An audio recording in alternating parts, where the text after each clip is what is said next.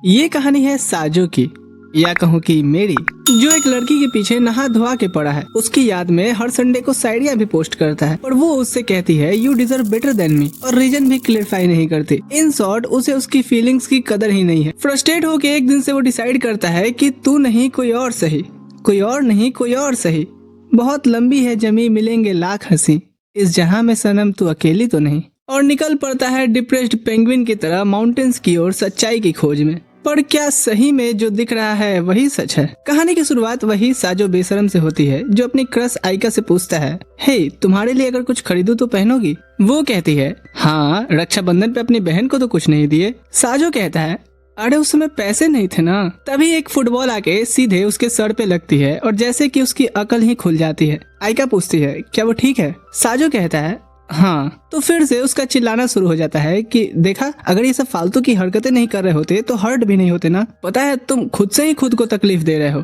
इतना कह वो आगे बढ़ जाती है। यहाँ से साजो की ज्ञान चक्षु खुल जाते हैं। अगले दिन जब साजो स्कूल आता है सभी नोटिस करते हैं, अरे गुलजार साहब की तरफ से आज शायरी नहीं आई। आइका की दोस्त उससे पूछती है कि सब ठीक है ना? तभी आइका कहती है रहने देना, क्या दिक्कत हो रही तुझे? क्लास टीचर एंटर करती हैं और वो भी हैरान कि आइका के पास बैठने वाला शरारतें करने वाला लड़का आज चुपचाप होके बैठा है। आइका एक नजर साजो को देखती है और समझती है कि सही में वो आज नॉर्मल दिनों जैसा तो नहीं लग रहा। उसके दिल में थोड़ी उलझन बढ़ जाती है। लंच टाइम पे भी वो अंगड़ाइयां लेते हुए हॉल से गुजरता है तो आइका को पूरी तरह से इग्नोर करते हुए उसके दोस्त पूछते हैं क्या हुआ है बे, उसने कुछ कहा है क्या तुझसे? साजो कहता है मैंने कहीं सुना था कि अगर कोई आपके 1 रुपए के ट्रांजैक्शन का कोई एक्नॉलेजमेंट नहीं दे रहा तो वो आपके 1 लाख का भी नहीं दे पाएगा। सभी कहते हैं इतनी बड़ी बातें, पक्का तुम दोनों में तो बड़ी फाइट हुई है ना? साजो कहता है ऐसा नहीं है, मैं उसे आज भी उतना ही पसंद करता हूँ, पर चूंकि उसे इन सब से इरिटेशन हो रहा है और मैं एनोइंग लग रहा हूँ तो क्यों करूँ भला। फिर सब क्लास में साथ लंच पे बैठे होते हैं। साजो टिफिन ले उठता है तो आइका पूछती है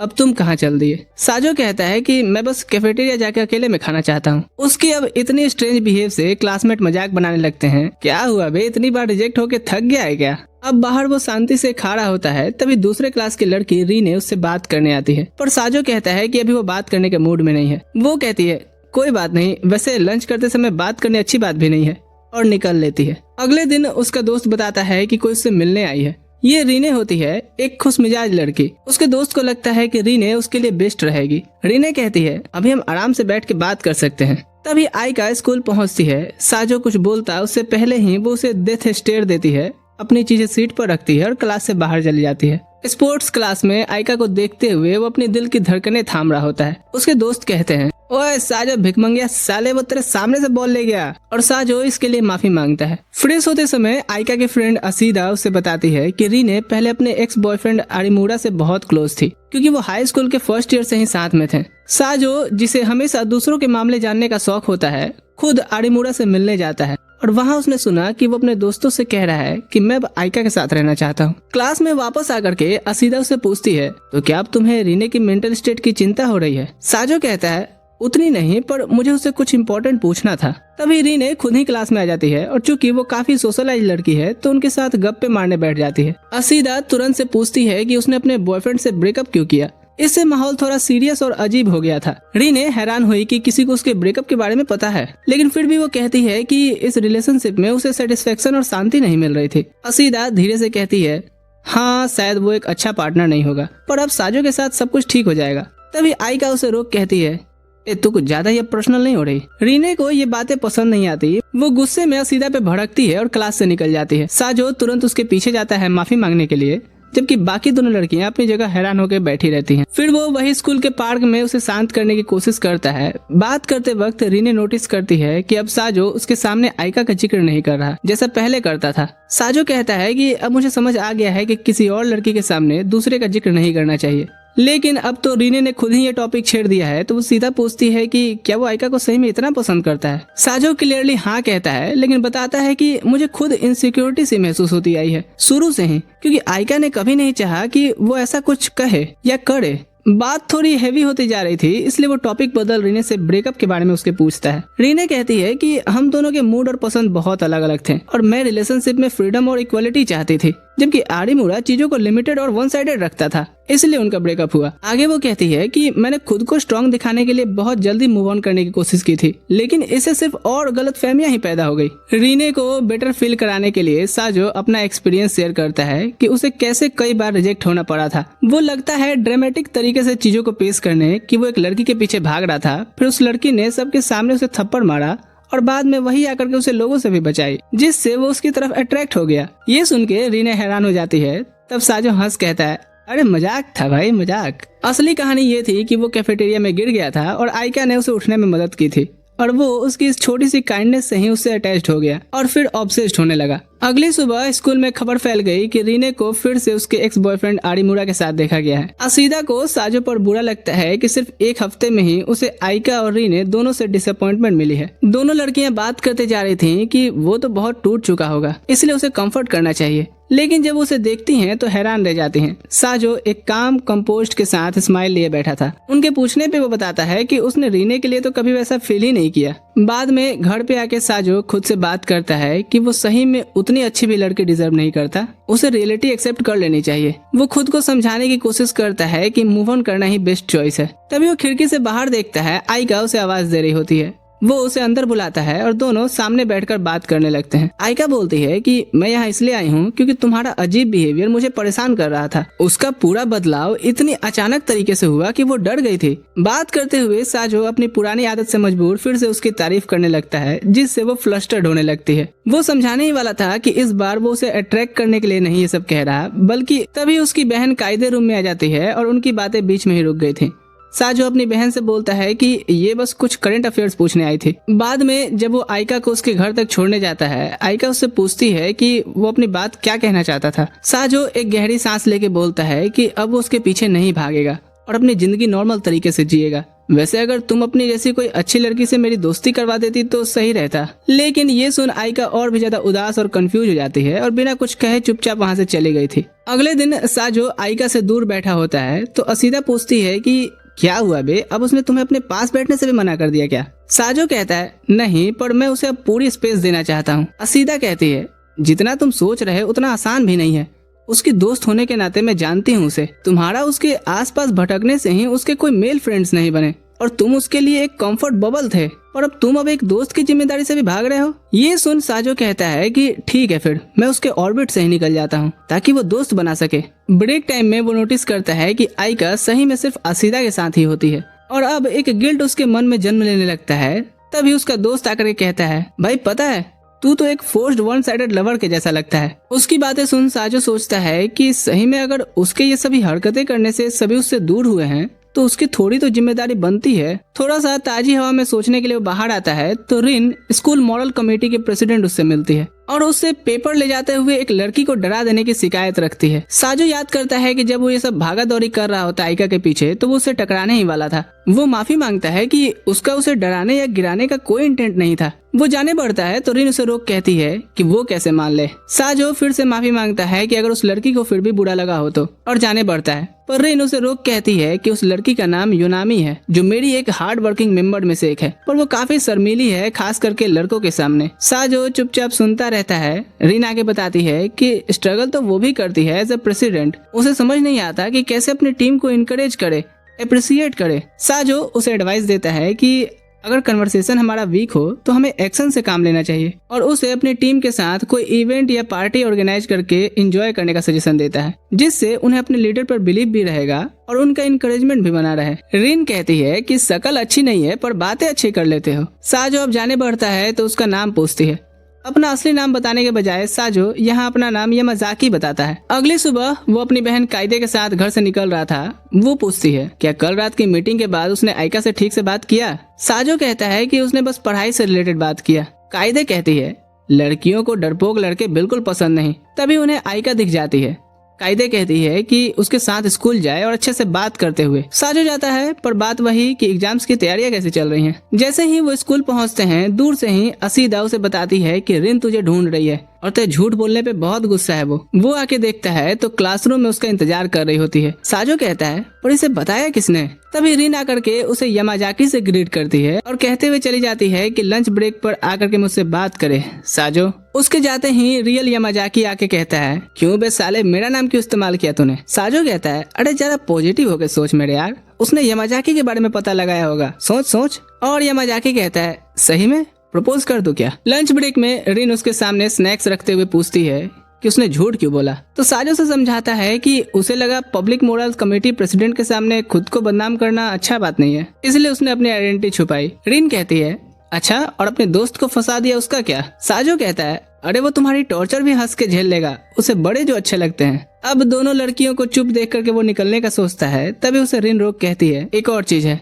यहाँ यूनामी माफी मांगती है कि उस दिन लगभग टकरा जाने से वो बुरी तरह से डर ही गई थी, ये उसकी गलती है ना कि साजो की, तो उसे माफ कर दे। मुझे अपने डर पे काम करना होगा, खास करके लड़कों के मामले में। साजो जो अब यहाँ बैठकर उसका डर तो नहीं भगाता रहेगा, तो उसे गुड लक विश करके निकल जाता है। तभी उसे असीदा हाथ मार करके कुछ दिखाने बुलाती है। साजो देखता है कि आइका ने दोस्त बनाने शुरू कर दिए हैं, जो देख उसे बहुत अच्छा लगता है। वो भी साथ बैठने जाता है, पर उससे पहले काइदे उसे काउंसिल ऑफिस अभी आने को बोलती है। उसे निकलते आइका नोटिस करती है। ऑफिस में उसकी बहन उससे कुछ पेपर वर्क कराती है, जो देख उसके क्लासमेट्स कहते हैं वाह तेरा भाई तो बड़ा आज्ञाकारी है और एफिशिएंट भी, घंटों का काम मिनटों में कर दिया इसने। इधर आइका अपनी नई फ्रेंड्स के साथ खुशी से बात कर रही होती है। उनमें से एक सजेस्ट करती है कि क्यों ना इस वीकेंड पर सब आइका के घर चलें और उसकी क्यूट छोटी बहन से मिलें। वो लोग जब इस प्लान पर बात कर रहे थे, साजो क्लास पहुंचता है। असीदा उससे भी पूछती है आइका के घर चलने, तो साजो यहाँ थोड़ा ड्रामेटिक वे में मना करता है कि उसके जैसा बेताल एक गॉडेस के घर जाना डिजर्व नहीं करता। आइका कहती है हाँ, और इस बेताल को तो मैं अपनी बहन के आसपास बिल्कुल नहीं भटकने दूंगी। साजो अपना बैग उठाता है और घर को निकलने पड़ता है। तभी आइका उसे रोकती है, धीरे से पूछना चाह रही थी कि क्या वो सही में नहीं आना चाहता। तभी रिन टपक पड़ती है और अर्जेंट है बोल करके साजो को अपने साथ ले जाती है। वो बताती है कि यूनामी के साथ नई प्रॉब्लम आ गई है। वो डिप्रेस्ड है क्योंकि उसे लगता है कि तुमने उसे अभी तक माफ नहीं किया है। साजो तो यहाँ आइका के बारे में सोच रहा था कि वो एग्जैक्टली क्या कहना चाह रही थी। तभी रिन उसकी तरफ झुकते हुए कहती है सुन भी रहे हो मेरी बात, यूनामी के बिहेवियर के बारे में तुम्हारा क्या सोचना है? साजो कहता है देखो उस गुड़िया को बताओ कि बार बार खुद को ब्लेम करने के बजाय थोड़ा ब्रेव बने, अपने डर पे काम करे, किसी लौंडे लपाड़े को 2-4 झापड़ लगाए, अपना कॉन्फिडेंस बढ़ाए, ऐसे ही वो आगे बढ़ सकती है। कन्वर्सेशन खत्म होने के बाद आखिरकार साजो को जाने की परमिशन मिल जाती है। टोक्यो में समर आ गया है, गर्मी से बुरा हाल, बच्चों के बार बार कहने पर प्रिंसिपल न चाहते हुए क्लास में एसी लगवाएं। साजो क्लास में घुसते ही ठंडी ठंडी हवा का आनंद लेने लगता है। तभी असीदा उसे ग्रीट करती है। साजो कहता है तुमने कुछ ज्यादा ही टाइट कपड़े नहीं पहने हैं। असीदा कहती है समर यूनिफॉर्म है ये। फिर वो आइका को देखता है और पसंदीदा औरत कुछ भी पहने अच्छा ही लगता है। वो असीदा से वीकेंड विजिट कैसा गया पूछने ही वाला था कि तभी टीचर आ जाती हैं और सबको अपने सीट पर बैठने को बोलती हैं। क्लास के दौरान असीदा अपने फोन पर वीकेंड की फोटोज देख रही थी। उसने नोटिस किया कि सब लोग हंस रहे थे और एंजॉय कर रहे थे, लेकिन आइका पूरी तरह खुश नहीं लग रही थी, जैसे उसे किसी और के भी आने की कमी खल रही हो। बाद में असीदा साजो से कहती है कि उसे आइका से एक बार और बात करनी चाहिए, लेकिन साजो कहता है कि अरे बहुत बार पूछ चुका हूँ, वो बहुत बार बता चुकी है। वो अपने डिसीजन पर टिका रहता है कि वो आइका को इनफ स्पेस देना चाहता है ताकि वो दूसरे लोगों के साथ क्लोज रिलेशनशिप बना सके। क्लास के बाद उसका फ्रेंड ससाकी एक्साइटेड होकर के आता है। भाई क्या ही तो मजा आया वीकेंड पे। वो अपना फोन निकाल करके आइका के घर के की गई पार्टीज की फोटोज दिखाता है। फोटोज देखते हुए साजो कहता है कि आइका की छोटी बहन बहुत क्यूट हरकतें करती नजर आ रही है ना। मजाक में वो सारी फोटोज ससाकी की बहन को भी भेज देता है। ले और कूद ले। लंच ब्रेक में साजो शांति से अकेला खाना खाने ही वाला था कि यह मजाकी उसे देख लेता है और जबरदस्ती उसे अपने साथ लंच पे बुला लेता है, जहाँ कोगा नाम की बातूनी लड़की बता रही होती है कि योगा से ही होगा, और क्लास की कुछ और लड़कियां पहले से भी वहाँ बैठी थी। कोगा तुरंत नोटिस करती है कि साजो आजकल बहुत शांत हो गया है और मजाक में पूछती है कि क्या कोई टेंशन है। फिर सब साजो और आइका के मोर देन क्लासमेट वाला बात छेड़ने लगते हैं। साजो या मजाकी पर गुस्सा होता है कि इसलिए तो मुझे यहाँ लाया था, यही सब बात करना है। कोगा पूछती है कि अब बता भी दो, कभी डेट पर भी गए हो क्या? तो साजो कहता है कि मुझे तो उसके घर का सही से एड्रेस भी नहीं पता है। यह मजाकी फिर से उसे टीज करता है और लड़कियां फिर रीने के साथ उसके उस छोटी सी मीटिंग के बारे में पूछने लगती हैं। एक तो ये अच्छे लड़कों की यही बीमारी होती है कि हर एक चीज की सफाई देने लग जाते हैं। वो ये भी एक्सप्लेन एक्सप्लेन करने वाला होता है कि तभी आइका सीधा अंदर आती है और पकड़ के उसे खींच बाहर ले जाती है। पूरा ग्रुप हैरान रह गया था और साजो भी सोचने लगता है कि ऐसा भी उसने क्या कर दिया जो आइका इतनी सीरियस हो गई है। लड़कियों के ग्रुप से निकलने के बाद वो हॉलवे में फिसल कर गिर जाता है। जब वो अभी उठ ही रहा था कि आइका पास आती है और पूछती है कि वो उन लड़कियों के साथ क्या बात कर रहा था। थोड़ी हिचकिचाहट के साथ वो मानती है कि उसे बिल्कुल अच्छा नहीं लगा। ये सुन के साजो को पहली बार समझ आया कि वो उससे नाराज क्यों थी, लेकिन आइका जल्द ही खुद को संभाल कहती है कि उसका मतलब उसका इतना सफाई देने से था, गलत मत समझो, और जल्दी से वहाँ से चली जाती है। और साजो फिर से कंफ्यूज रह जाता है। थोड़ी देर बाद असीदा पीछे से आती है, उसे हल्का सा एल्बो मारते हुए पूछती है क्या हुआ। साजो बताता है कि हुआ यूं कि लंच के टाइम जब मैं दूसरी लड़कियों से बात कर रहा था तो आइका गुस्सा हो गई और अब उसे समझ नहीं आ रहा है कि वो गुस्सा हुई तो हुई किस बात पे। असीदा समझ जाती है कि आइका उसकी अटेंशन को लेकर के सेंसिटिव है और शायद नहीं चाहती कि वो इतना भी फ्रीली हो जाए कि गलत संगत पकड़ ले। उसी वक्त स्टूडेंट काउंसिल का एक सीनियर लड़का आता है और साजो से कुछ बात करने को कहता है। उसने सुना था कि साजो सालों से एक ही लड़की के पीछे था और अचानक पीछे हट गया, इसलिए वो इस चेंज का रीजन जानना चाहता है। साजो ने शॉर्ट में जवाब दिया कि वो अब खुद को बदलने की कोशिश कर रहा है और किसी एक पर ऑब्सेस्ड रहने के बजाय नॉर्मल लाइफ जीना चाहता है। फिर सीनियर ने असली रीजन बताया कि वो असल में साजो की बहन कायदे के कहने पर आया है। उसे तुम्हारे अचानक चेंज की चिंता थी क्योंकि उसे लगता था कि बचपन में वो हमेशा साजो से सख्त बात करती थी, उसे वीक और ऑर्डिनरी बोलती थी और अब उसे डर है कि कहीं उसके शब्द उसके दिल को तोड़ ना दिए हों। ये सुनकर साजो हैरान हो जाता है कि इतनी बातें उसकी बहन ने कही, क्योंकि पहली बार उसने ऐसे अपनी फीलिंग्स किसी को बताई। वो सीनियर साजो को बताता है कि उसने दोनों के लिए रूफ टॉप पर एक मीटिंग अरेंज की है ताकि वो खुलकर बात कर सके। हॉलवे में से चलते हुए साजो पूछता है कि वो इसमें इतनी हेल्प क्यों कर रहा है। सीनियर हिंट देता है कि पिछले सेमेस्टर में उसने मेरा सारा स्ट्रेस रिलीफ किया था, इसलिए वो उसका एहसान चुका रहा है। दूर से आइका और असीदा चुपचाप दोनों लड़कों को जाते हुए देख रहे थे। जब साजो रूफ पर पहुंचता है तो कायदे को वहां पर इंतजार करते देखता है। मजाक में कहता है कि तुझे मेरी इतनी ही परवाह है तो चल मेरी 10 अच्छी क्वालिटीज बता दे। कायदे नर्वस हो गई और तुरंत से उसके दिमाग में एक भी अच्छी बात नहीं आ रही थी। फिर साजो पूछता है कि चलो मेरी नॉर्मल हैबिट से बता दो। इस पर कायदे बिना रुके उसकी छोटी छोटी आदतें गिनाने लगती है, जैसे वो कैसे रहता है, कैसे काम करता है, क्या पसंद करता है और कब चुप रहता है। साजो को यकीन हो गया कि वो हमेशा उसे ध्यान से देखती आई है, चाहे वो बाहर से स्ट्रिक्ट ही क्यों न लगती हो। वो अपनी बहन से सीधे कहता है कि वो पास्ट की बातों के लिए खुद को ब्लेम ना करे। मैं एक साधारण लड़का हूँ, इसलिए मुझे तेरी बातों का बुरा नहीं लगता है और इसी वजह से अब मैंने आइका के पीछे भागना भी छोड़ दिया है और ये सिर्फ मेरा पर्सनल डिसीजन है, तुम्हारी किसी बात की वजह से नहीं। जाने से पहले वो कहता है कि तू जैसी है मुझे वैसी ही पसंद है, डायरेक्ट, ब्लंट, कभी थैंक यू ना बोलने वाली, घर पे बिल्कुल टांग पसार के बैठने वाली। तो ये कोई फेक स्वीट सिस्टर की तरह सॉफ्ट एक्ट करने की जरूरत नहीं है। उसी वक्त आइका और असीदा अचानक वहां आ जाती हैं, जो काफी देर से ये सब सुन रही थी। आइका तुरंत साजो पर गुस्सा हो जाती है कि वो अपनी बहन से इतनी कड़वी बातें क्यों कर रहा है, जल्दी सॉरी बोले। तभी साजो कहता है कि सॉरी तो मैं बोल दूं, पर तुम दोनों रूफटॉप पर क्या कर रही हो। ये सुनते ही आइका शॉक्ड हो जाती है और उसे रियलाइज होता है कि वो वही कर रही है जो उसे पहले दूसरों में पसंद नहीं था, चुपके से किसी का पीछा करना और उसकी एक्टिविटी नोटिस करना। शर्म से लाल होते हुए आइका जल्दी से कहती है कि वो बस बाई चांस यहाँ आ गई थी और वो फिर भाग निकलती है। कायदे भी वहाँ से जाने का डिसाइड करती है, उससे कहते हुए कि चलो बे इडियट, की पूरी रात छत पे ही रहना है। और लगता है कि जैसे भाई बहन का पुराना नॉर्मल टीजिंग वाला रिलेशन वापस आ गया हो। शाम को जब साजो घर आता है तो कायदे को हमेशा की तरह सोफा पर लेटा हुआ देखता है। रूफ पर हुई इतनी बहस के बाद भी वो उसे मार्केट से लाया स्नैक्स देते हुए कहता है ले ठूस ले,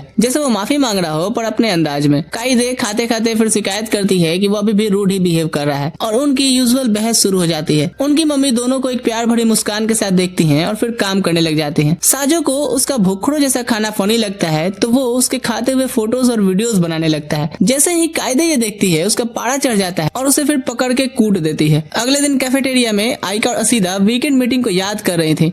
आइका कहती है कि मुझे थोड़ा अजीब लगा कि मेरी छोटी बहन इतनी जल्दी तुम सबसे क्लोज हो गई। असीदा कहती है सिर्फ यही बात है उसकी उदासी का, या ये भी है कि साजो उसके घर नहीं आया। असीदा समझाती है कि कभी कभी किसी का अटेंशन और इम्पोर्टेंस महसूस होना एक सपोर्ट बन जाता है और साजो की प्रेजेंस तुम्हारे लिए एक आदत और फेमिलियर फीलिंग बन चुकी थी और अब जब वो इडियट डिस्टेंस बना रहा है तो वो जगह खाली लग रही है, इसीलिए उसका लोनली फील करना कोई बड़ी बात नहीं है। पहले तो आइका टॉपिक अवॉइड करने की कोशिश करती है, लेकिन असीदा क्लियरली एडवाइस देती है कि अगर वो सच में चाहती है कि सिर्फ साजो ही उसे फिर से देखे उसे उस तरह ही बिहेव करे तो उसे अब वेट नहीं करना चाहिए, बल्कि टाइम है अब खुद ही एक स्टेप आगे बढ़ने का। साजो घर पर ब्रेकफास्ट के टाइम काइदे के साथ बैठा था।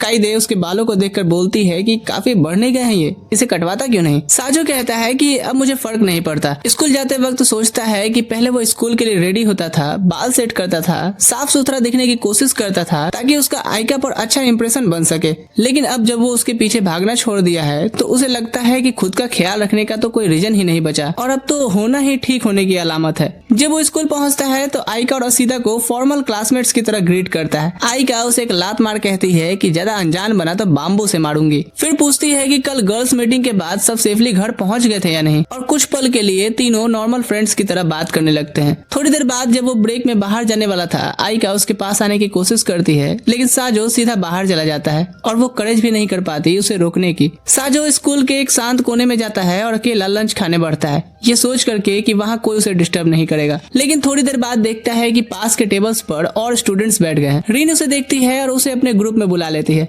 योनामी भी उसे ग्रीट करती है।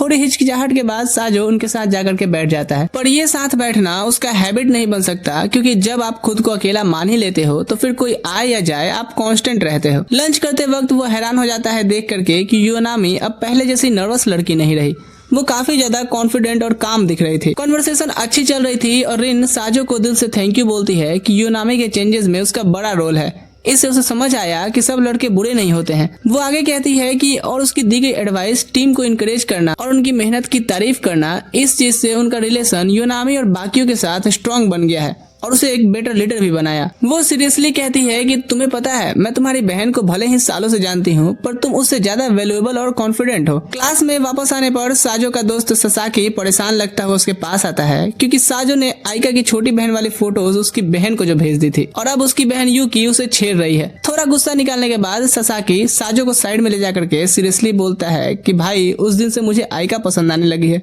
बताना मैं क्या करूँ। साजो कुछ पल के लिए सरप्राइज हो गया, लेकिन गुस्सा या जेलस होने के बजाय इस बार वो चुप रहता है, एक लंबी सांस लेता है और सोचने लगता है कि आइका उससे काफी बेटर है और शायद उसे ऐसा लड़का चाहिए जो उसके लेवल पर खड़ा हो सके, जैसे कि ससाकी जो गुड लुकिंग है, स्पोर्ट्स में भी अच्छा है, क्लास में पॉपुलर है और भी अच्छी अच्छी क्वालिटीज रखता है। दिल ही दिल में साजो मान लेता है कि अगर कोई आइका के लिए सही है तो वो ससाकी ही है और शायद उसका डिस्टेंस बनाने का डिसीजन सही था। ये सोच उसके अंदर एक खालीपन का एहसास कराती है और वो एक्सप्रेशन छुपाने के लिए रेस्टरूम चला जाता है। बाद में वो ससाकी, आइका और असीदा को साथ चलते हुए देख सोचता है हाथ थोड़ा दर्द हुआ पर चलता है। शाम को जब वो स्कूल से निकलने वाला था, आइका पीछे से उसके पास आती है। साजो पूछता है कि क्या वो उसके लिए रुकी थी और वो हल्का सा सर हिलाती है। फिर वो पूछती है कि ब्रेक में वो कहाँ गया था। वो बताता है कि अब वो यूजुअली कैफेटेरिया में अकेला खाता है, लेकिन आज वो कमेटी गर्ल्स के साथ खा रहा था। ये सुन के आइका के चेहरे पर थोड़ी सी नफरत और जेलसी दिख जाती है, भले ही उसने उसे शब्दों में नहीं कहा हो। साजो धीरे से कहता है कि वो आइका के नए दोस्तों और ससाकी के बीच का बैलेंस बिगाड़ना नहीं चाहता, इसलिए बस वो दूर से ही सबके लिए अच्छा हो यही देखना चाहता है। सीढ़ियों से उतरते वक्त आइका उसके बालों को देख कहती है ये मेसी और अजीब क्यों लग रहे हैं, उसे ठीक रखना चाहिए। तो साजो कहता है कि अच्छा तो तुम ही बता दो कैसे रखो इन्हें। पहले तो वो बोलती है कि मैं क्या बताऊं, लेकिन फिर कहती है कि अगर शुरू से ही उसके बाल सिंपल ब्लैक होते ना तो शायद मैं तुमसे बात भी नहीं कर पाती। साजो इस हिंट को दिल पे ले लेता है और घर पे आके अपने बाल को डार्क ब्राउन रंगने की कोशिश करता है, लेकिन अकेला सही से नहीं कर पा रहा था। तभी काइदे उसे बाथरूम में ये सब करते देख हंस पड़ती है। फिर खुद काम संभाल कहती है कि एक लड़की पटाना है वो भी तेरे से ढंग से नहीं होता। कुछ टाइम बाद जब मिड टर्म एग्जाम्स के रिजल्ट लगते हैं, साजो अपना रिजल्ट देख करके चौंक जाता है। उसकी रैंक पहले से काफी गिर गई थी और उसे समझ आया कि दिमागी कंफ्यूजन के साथ साथ पढ़ाई पर फोकस भी कम हो गया था। वो मानता है कि पढ़ाई का मेन रीजन तो असल में आइका के पास रहने की इच्छा थी। चीजें याद करता था ताकि उसे बता सके, और अब जब उसने आइका का पीछा छोड़ दिया है तो उसका फोकस भी बिखर गया। जब साजो रिजल्ट शीट के सामने खड़ा होता है, उसने लिस्ट दोबारा देखा और आइका का नाम दिखा उसमें। उसके मार्क्स पहले से काफी बेटर थे और वो अपने ईयर में सेकंड पोजीशन पर पहुंच गई थी। ये देखकर साजो को लगता है कि कहीं वही तो उसे अब तक पीछे नहीं खींच रहा था। वो आइका को अपने नए दोस्तों के साथ हंसते बात करते देखता है। तभी उसका दोस्त ससाकी आके बताता है कि उसकी रैंकिंग टॉप 29 पे इस बार आ गई है। उस पल साजो को लगता है कि ससाकी सिर्फ गुड लुकिंग और पॉपुलर ही नहीं है बल्कि पढ़ाई में भी स्ट्रांग है। ये सब देख करके उसे दिल से यकीन हो गया कि आइका के रास्ते से हटने का उसका डिसीजन बिल्कुल सही है। अगले दिन स्कूल में आइका अपने नए दोस्तों के साथ घिरी हुई थी और सब समर हॉलीडेज के प्लान बना रहे थे। बातचीत के दौरान ससाकी ने पूछ लिया कि क्या वो साजो को भी इन्वाइट करेगी। बाकी लड़कियों ने अंदाजा लगाया कि अब जब आइका इतनी पॉपुलर हो गई है तो साजो के लिए उसके पास आना इतना भी आसान नहीं होगा। साजो ये सब अपनी सीट से सुन रहा था और चुपचाप क्लास से निकलकर हॉलवे में चल देता है। रास्ते में वो 3 लड़कियों को क्लासरूम के दरवाजे से झांककर आइका को घूरते हुए देखता है। कुछ अजीब सा महसूस करके वो पास जाके पूछता है कि वो आइका को इस तरह से क्यों देख रही है। अचानक से उसके इतने करीब से पूछने पे एक लड़की नर्वस होकर के चीख पड़ती है, फिर खुद को संभाल कर बोलती है कि उस जैसे लड़के को इतनी सुंदर लड़की के भी पीछे नहीं पड़ना चाहिए। साजो हल्का सा रिलैक्स होकर के कहता है तो क्या तुम्हारे पीछे पड़ जाऊं। इस पर तीनों लड़कियां गुस्सा हो जाती हैं और वहां से चली गई थी। शोर सुनकर आइका बाहर आकर के कारण पूछती है तो साजो बस इतना बोलता है कि कुछ लड़कियां छोटी सी बात पर झगड़ा कर रही थी, पर अब सब ठीक है। अगली सुबह टोक्यो में तेज बारिश हो रही थी और सड़कों पर पानी जमा था। साजो और आइका अलग अलग स्कूल जा रहे थे, लेकिन एक मोड़ पर उनकी टक्कर हो जाती है। साजो हमेशा की तरह ज्यादा ध्यान न देते हुए आगे बढ़ जाता है, जबकि आइका थोड़ी हेजिटेट करके वहीं रुक जाती है। उसी वक्त साजो रोड के पास एक बड़ा सा गड्ढा देखता है और एक तेज आती हुई कार जो सीधा आइका के पास से निकलने वाली थी। तुरंत वो खुद को उसके आगे जाकर के खड़ा कर देता है। कार गुजरती है और सारा गंदा पानी साजो पर उछल जाता है। क्लास में साजो कांपते हुए और पूरा भींगा हुआ बैठा था। आइका उसे अपना रुमाल देती है ताकि वो हाथ मुंह तो पोंछ ले। ये मजाकी भी मजाक में अपना रुमाल उसे दे देता है। हाँ भाई रुमाल ले ले। लेकिन कुछ करने से पहले साजो अचानक अपनी डेस्क पर झुक जाता है। उसकी आंखों के सामने अंधेरा छाने लगा था। टीचर की आवाज भी उसे हल्की हल्की सुनाई देने लगती है। असीदा उसे देख परेशान होकर के धीरे से पूछती है कि क्या वो ठीक है। टीचर भी उसकी कंडीशन देखती हैं और तुरंत उसे मेडिकल रूम जाने की परमिशन दे देती हैं। साजो उठने की पूरी कोशिश करता है, लेकिन उसके पैर कांप जाते हैं और वो क्लासरूम के दरवाजे के पास फ्लोर पर गिर जाता है। बाकी स्टूडेंट्स तुरंत उसे उठाने के लिए आगे बढ़ते हैं और उसी वक्त साजो का दिमाग पास्ट में जाता है। उसे याद आता है कि कैसे अक्सर वो अपनी कमजोरी और कंफ्यूजन छुपाने की कोशिश करता था और स्ट्रांग दिखने का नाटक करता था, लेकिन जब भी वो सच में गिरने वाला होता था तब हमेशा किसी न किसी पॉइंट पर आइका आगे बढ़ करके उसे मदद करती थी। मेडिकल रूम में नर्स आइका और असीदा को बताती है कि साजो को हाई फीवर है। बारिश में भीगने और गंदे पानी से भर जाने की वजह से उसकी तबीयत और खराब हो गई है, इसलिए उसे रेस्ट चाहिए। दोनों लड़कियां पर्दे के पीछे से साजो को सोता हुआ देखती हैं और खास करके आइका के चेहरे पर टेंशन साफ नजर आ रही थी। क्योंकि साजो को आराम करना जरूरी था, नर्स दोनों लड़कियों को उसे डिस्टर्ब ना करने बोलती हैं। थोड़ी देर बाद नर्स दोबारा चेक करने आती हैं और साजो को जगा हुआ पाती हैं।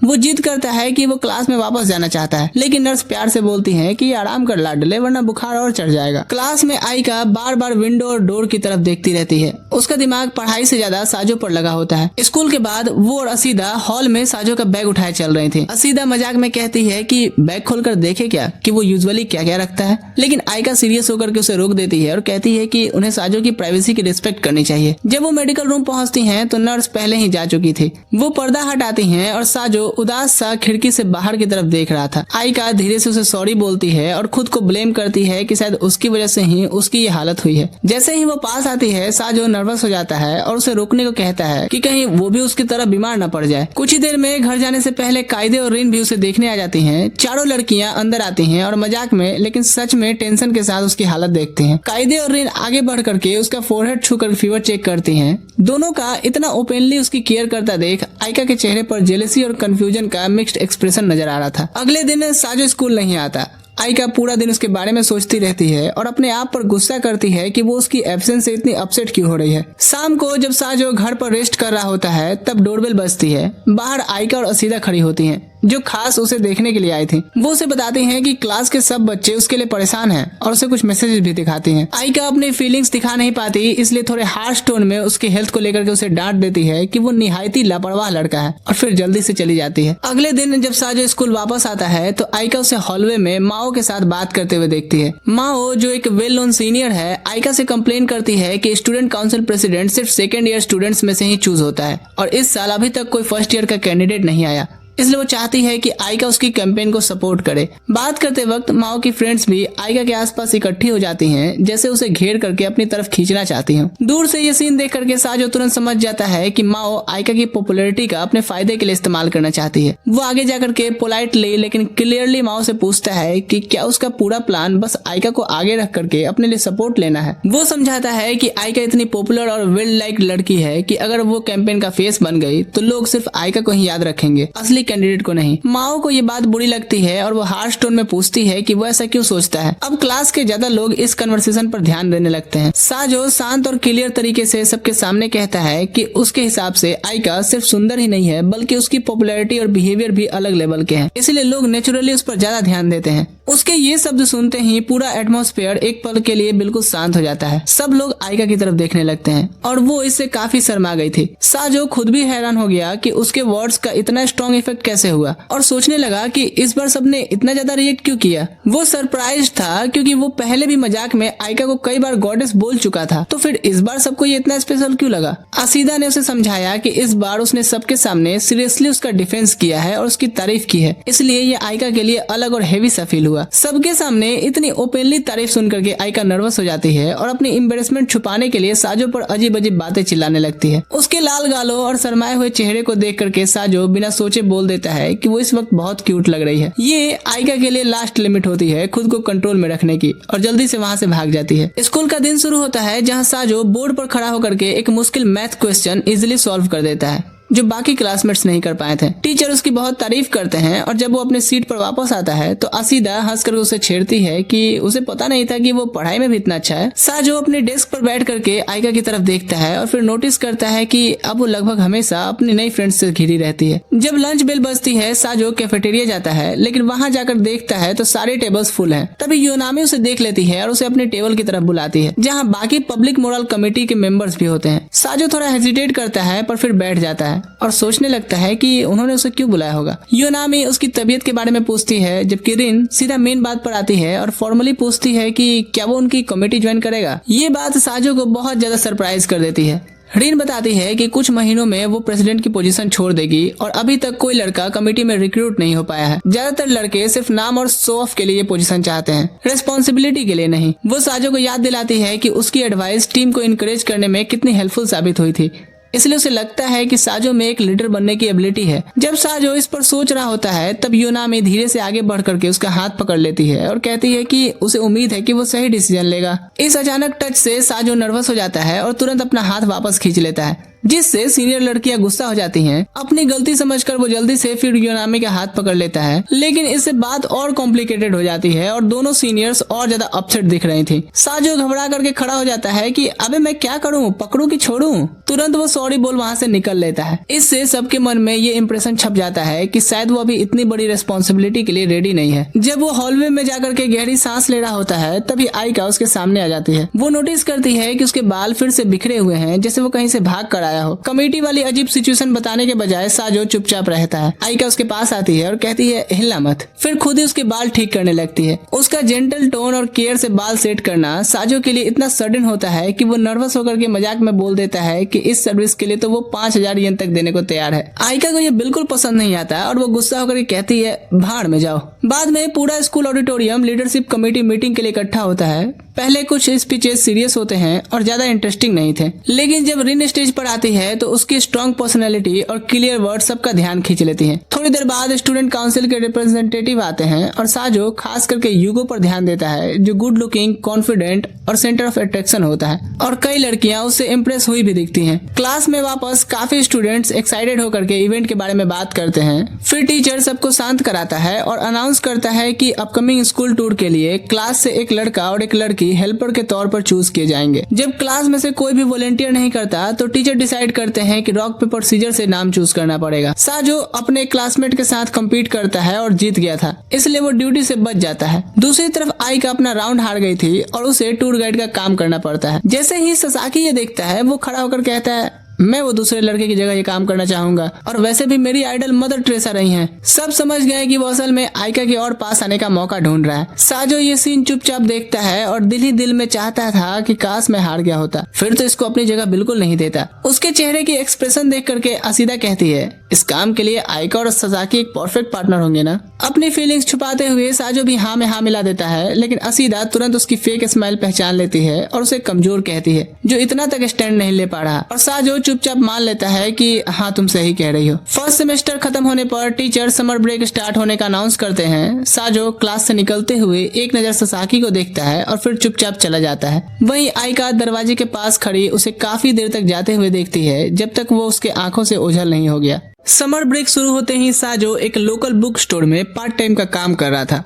उसका मैनेजर कहता है, बहुत खूब लड़के, अपनी जवानी में मैं भी इतना ही फरहर था। जब वो बाहर झाड़ू लगा रहा था तो 3 बड़े लड़कों को देखता है। ले ले, कैच कर कैच कर। साजो तुरंत हीरो की तरह बीच में आकर के उससे कहता है, इनको बोलो ऐसी जगह कैच करूंगा ना कि घर जाने लायक नहीं रहोगे। वो लड़के उसे कुछ आयो मायो बोल के चले जाते हैं और साजो उस डरे हुए बच्चे को अंदर स्टोर ले आता है। वो लड़का अपना नाम कोटा बताता है। वो उससे पूछ ही रहा होता है कि तुम किसके साथ आए हो बालक। तभी एक खूबसूरत चंपा कली लहराते हुए आती है और तुरंत से अपने भाई को गले लगा लेती है और जो हुआ सुनकर साजो को बार बार थैंक यू बोलती है। वो अपने भाई से कहती है कि तू लकी है जो ऐसे काइंड जेंटलमैन लड़के ने उसे बुली होते देख लिया। पहली बार इतनी सुंदर लड़की से अपनी डायरेक्ट तारीफ सुन करके साजो के पेट में बटरफ्लाई उड़ने लगती है। उस शाम घर पर साजो खाते हुए खुश हो रहा था। हे जेंटलमैन बोली मेरे को। तभी कायदे लाट साहिबा आती है और उसे एक कप टी कहती है। बैठते ही वो पूछती है कि पब्लिक मोरल्स कमेटी ज्वाइन करने के ऑफर के बारे में उसने क्या सोचा। साजो सीधा बोलता है कि इतनी बड़ी रिस्पॉन्सिबिलिटी में वो अभी इंटरेस्टेड नहीं है। अपने तरीके से कायदे उसे सलाह देती है कि अगर वो स्टूडेंट काउंसिल ज्वाइन करे तो उसके लिए भी आसान होगा क्योंकि वो भी जल्द ही अपनी पोजीशन छोड़ने वाली है। फिर भी साजो मना कर देता है। कायदे बस इतना कहती है कि शांति से सोच लेना, जल्दी किसको है। अगले दिन बुक स्टोर में कोटा की बहन फूका फिर से साजो से मिलने आती है। वो उसे थैंक यू बोलती है कि साजो की वजह से ही कोटा अब ज्यादा कॉन्फिडेंट हो गया है और बाहर जाकर के खेलने से अब कम डरता है। दोनों लगभग 1 घंटा खुशी खुशी बात करते रहते हैं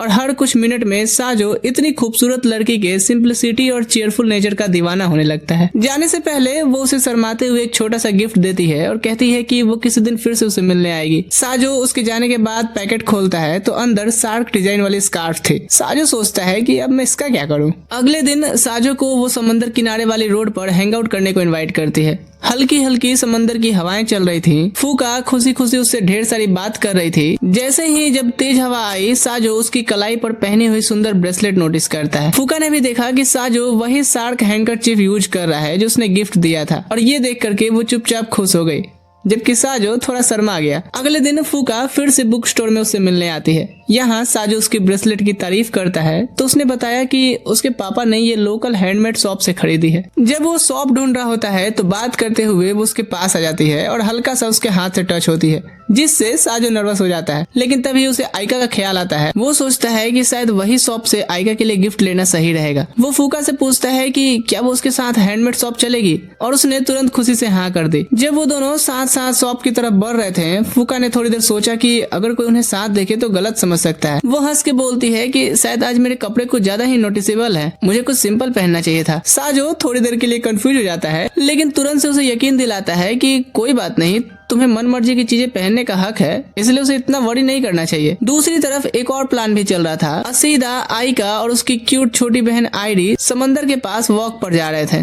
रास्ते में वो साजो के घर के पास से गुजरते हैं। असीदा ने सजेस्ट किया कि बेल बजाकर देखते हैं कि क्या वो साथ चलेगा, लेकिन कोई जवाब नहीं आया। उन्होंने सोचा कि शायद वो अपनी पार्ट टाइम जॉब पर होगा, इसलिए तीनों आगे बढ़ गए बिना जाने कि साजो भी उसी बीच की तरफ जा रहा था। रास्ते में साजो और फूका बीच पर रुक गए और समंदर को देख करके एंजॉय करने लगते हैं। फूका ने मजाक में पूछा कि क्या वो यहाँ स्विम सूट्स वाली लड़कियों को देखने के लिए रुका है, जिस पर साजो कहता है क्या नहीं। फूका कहती है कि उसे स्विमिंग ज्यादा पसंद नहीं है क्योंकि हर साल मेरी साइज बढ़ती रहती है और मुझे नया स्विम सूट लेना पड़ता है। बात करते हुए वो बिना सोचे उसके पास आ जाती है जिससे साजो के अरमान जागने लगते हैं। वो तुरंत उसे सॉरी बोलती है और दोनों ने टॉपिक बदल लिए ताकि मूड न बने। आखिरकार दोनों हैंडमेड क्राफ्ट शॉप पर पहुंच जाते हैं। शॉपकीपर तुरंत फूका को पहचान लेती है और खुशी से ग्रीट करती है। अंदर सी सेल्स, पत्थर और हर तरह की छोटी हैंडमेड ज्वेलरी रखी हुई थी। इतनी सारी चीजों को देख करके साजो कंफ्यूज हो गया और डिसाइड नहीं कर पाया कि आइका के लिए क्या ले। शॉपकीपर ने एडवाइस देने की कोशिश की लेकिन फिर भी वो डिसीजन नहीं ले पा रहा था। उसकी परेशानी देख करके फूका ने चुपचाप पूछा कि क्या गिफ्ट किसी स्पेशल पर्सन के लिए है।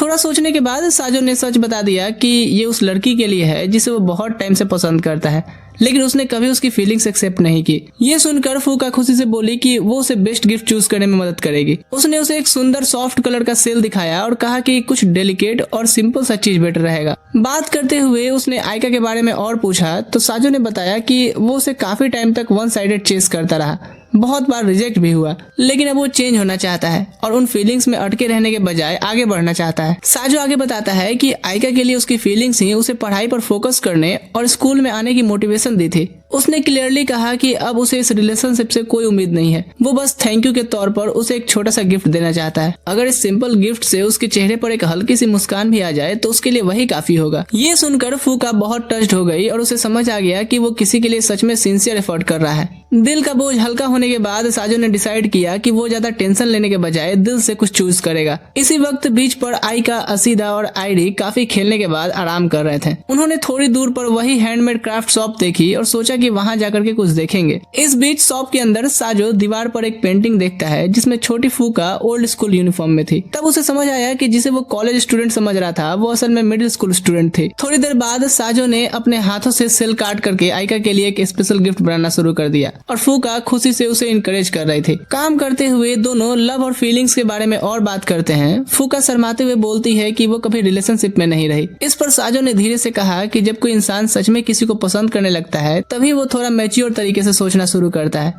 तो किसी को पसंद करना शुरू करो। उसी वक्त आइका, असीदा और आईडी भी क्राफ्ट शॉप पर पहुंच गए। शॉपकीपर ने बताया कि आज हैंडमेड चीज बनाने का टाइम खत्म हो चुका है, लेकिन वो अंदर रेडीमेड आइटम्स देख सकते हैं। चीजों को देखते हुए आईडी ने दीवार पर लगी एक नई फोटो नोटिस की जिसमें साजो और फूका साथ में दिख रहे थे। ये फोटो तब ली गई थी जब वो पहली कोशिश कर रहा था। बाद में जब तीनों बीच पर बैठ करके कुछ खा रहे थे, आइका ने दूर एक कपल को जाते हुए देखा। एक पल के लिए उसे लगा कि शायद वो साजो हो, लेकिन वो श्योर नहीं थी। जब उसने असीदा को बताया तो असीदा हंसकर बोलती है कि हाँ, साजो अब कहीं और मुंह मार रहा होगा। आइका ने इसे मजाक की तरह ले लिया, लेकिन अंदर से उसे थोड़ी सी बेचैनी महसूस हुई। शाम को वापस जाते वक्त साजो और फूका बस में साथ में बैठे हुए थे। रास्ते में थोड़ी बात हुई, फिर थकान की वजह से फूका धीरे धीरे झपकी लेने लगी और सर झुका करके सो गई। साजो उसे थोड़ी देर तक देखता रहता है, फिर अपना फोन चेक किया जहाँ क्लासरूम चैट में असीदा का नया मैसेज आया था। उसने मैसेज खोला और उसके खुशी का ठिकाना नहीं था। फोटो में आइका बीच पर स्विम सूट में दौड़ती हुई दिख रही थी। उस पर उसे समझ आया कि आज वो और आइका दोनों सेम बीच पर ही थे,